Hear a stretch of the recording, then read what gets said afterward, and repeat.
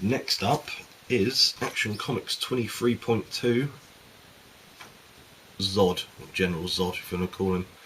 They've tried to make him a bit more like the movie that just came out, so I'm thinking now that comics are bending over for the films, so if anything has changed in the films, i.e. Nick Fury in the Avengers or whatever, it seems to me that they're taking it up the arse and just deciding to change all the history of the DC universe for the film, and also stuff like Hawkeye taking his mask off, which I think is ridiculous. But we're talking about Superman here, and story I get is a 6 out of 10, art a 7, and cover 3. So not too bad. Nice artwork, very nice artwork, but falls into the category of being fucked around too much. So 16 out of 30. Saying that, Zod wasn't a very big character in Superman's timeline anyway. He's always been a bit messy through the years, unlike Lex Luthor. Number 1. There we are, the green with his old suit on there. And gave this one a 4 out of 10 for the story, 4 out of 10 for the art, and 3 out of 10 for the cover. So not brilliant. So that was a 11 out of 30. So yeah, average again for that. Very average. Hopefully in a few years' time I'll be able to look back and enjoy the covers, because there's not a lot of other good stuff going for these comics. Next up is Action Comics 23.4 Metallo. There we go, and he's been changed to fuck as well. Story got a 5, the art got a 5, and the cover got a 6, so 16 out of 30. Yeah, Superman, I don't think they're ever going to change it back to his old history, so I think it's pretty much fucked Superman, in my opinion, the comic. I don't know if it sells very well. I think it's quite a hard character to do, Superman, and get right. Anyway, off of those.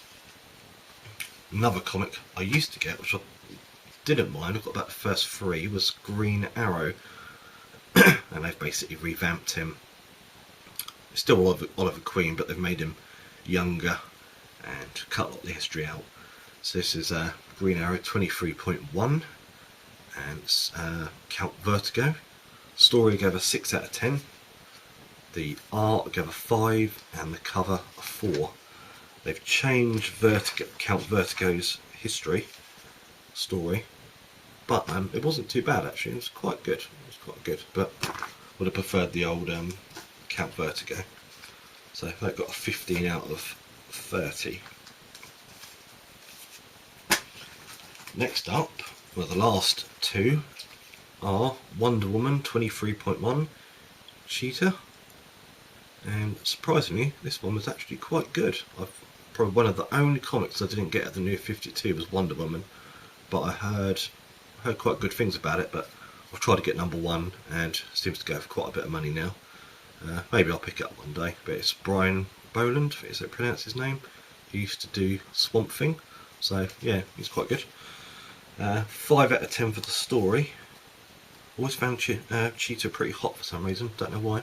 7 out of 10 for the art, and 8 out of 10 for the cover. But yeah, Wonder Woman never seems to do well. She's one of those characters that just doesn't seem to work, and maybe they'll get it right one day, but this story wasn't too bad.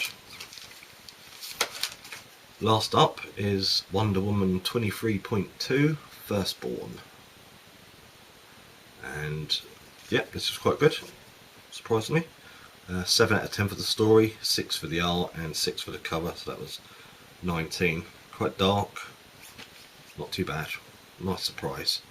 So that is it for all the DC 52 3D covers.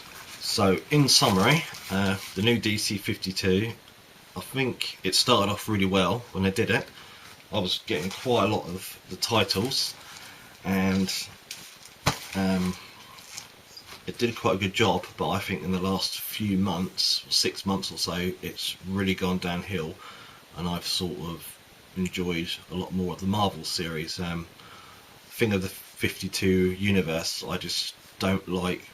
They've lost all the history now, since the 40s, where Superman and Batman and all the JSA, it's basically all been wiped out now, so it started over again. So yeah, I'm not really enjoying it, the new DC lot.